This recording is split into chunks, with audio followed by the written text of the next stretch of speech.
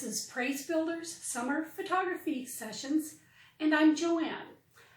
Today, I am joined by a lot of friends. You guys all remember Fred, Hedy Lamarr. We're also being joined by Frank Nigerius Stein, Ms. Abby Tarr, and Ed. You may think, am I getting in over my head? Have I lost my mind? Am I trying to get ahead of the game? In reality, we're going to be talking about taking pictures with a bunch of people in it. And with the social distancing going on, can't really get a bunch of people around to take those pictures and show you an example. So I called on my friends here, and they said they would all give me a hand, except they don't have any hands. So they're just going to lend me their heads. So let's get on with today's lesson. Okay, we're going to start working with groups. With groups, you will probably use either available light or the straight-on flash that is included in your device. Simply because you have people at different angles to each other, any kind of off-camera or side lighting will leave someone in someone else's shadow. See how Hedy's hat is shadowing half of her chin. And look at Fred, half of her entire face is hidden behind her hair.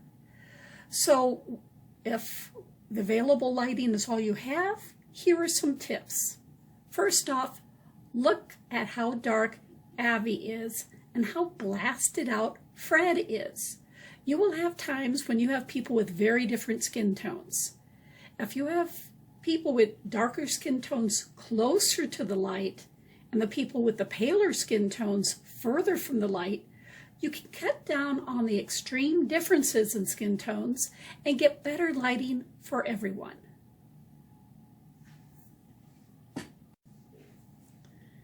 But if you can, try to use the straight-on flash like what's included in your device. It gives a more even light, and you don't have to worry so much about the shadows causing problems with each other. While directional lighting gives more contours, with groups you generally don't want to have to spend all that extra time making sure somebody isn't in somebody else's shadow. If you notice in this picture, not only did we use the straight-on flash, but we moved Abby in one person. That kind of evened out the lighting, because even with straight-on flash, your flash will fall off a bit on the edges. So by switching those two around, we get better lighting on everyone. And again, the straight lighting gives you a nice, pleasing, even light. Okay, so now we had a few tips on lighting. How about something for posing? You will notice that our group of friends is all spread out. With only the 5 of them, that's not too bad. But think of bigger groups of friends or larger family photos. The more spread out, the smaller people's faces are, and the harder it is to tell who's who and how they look. So the first thing you could tell them is, turn in a little to the middle and tighten in a bit. That can help some, but a more efficient and visually pleasing thing to do is stack the people a bit. If you are working with a larger group, see if you can find some stairs that would give you enough room to pose people on, yet still give you enough room to move back far enough and get your photo.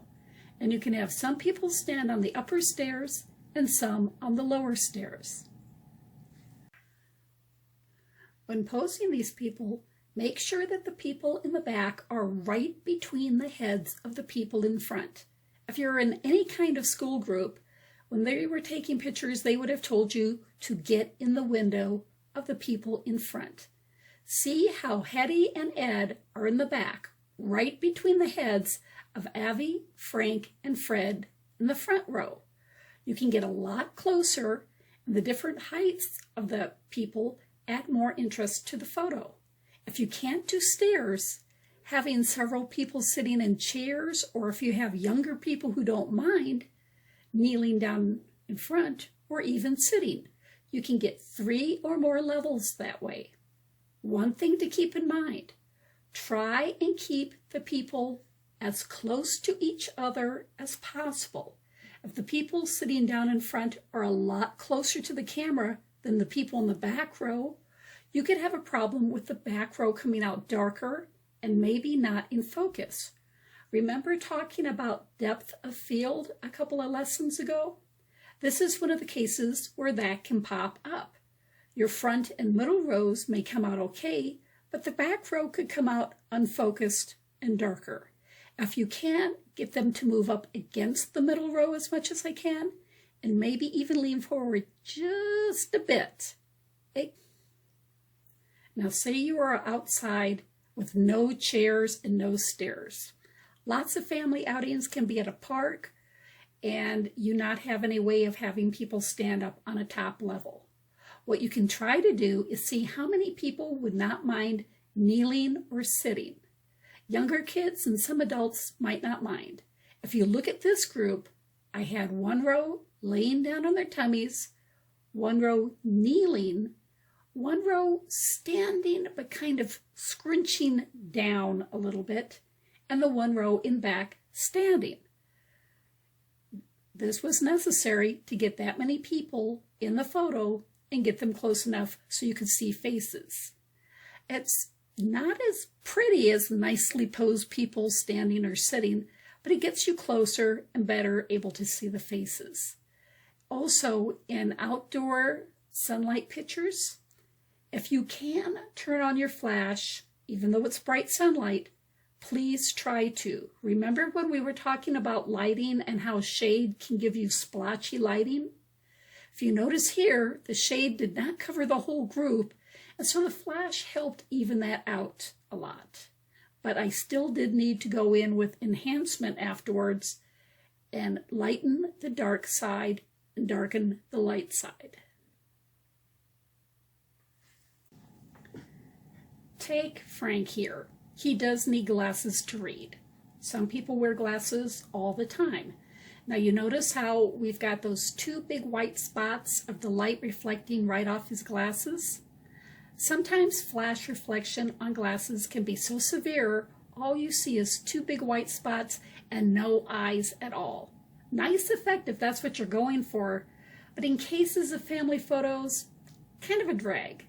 The best way to get rid of the flare is to simply have the person tip their chin down just a little, so that the light, when it's sent by your flash, is not reflected straight back at the camera lens, but reflected down. I was blessed a couple of years back to do Royal and Elizabeth Norman's extended family photo. And even though I took lots and lots of photos of the entire group, I did not have one photo where everyone was looking at the camera at the same time. So this is one of the cases where some kind of photo enhancement program comes in handy. I ended up having to take faces out of shots where those people looked good and added them to the photo where the most people looked good. Well, that was our lesson for today. Hope you got some good pointers out of it that you'll be able to use when you take pictures of more than one person. And we are all hoping that you're staying safe and having fun. So this is Praise Builders Photography class, wishing you a good day.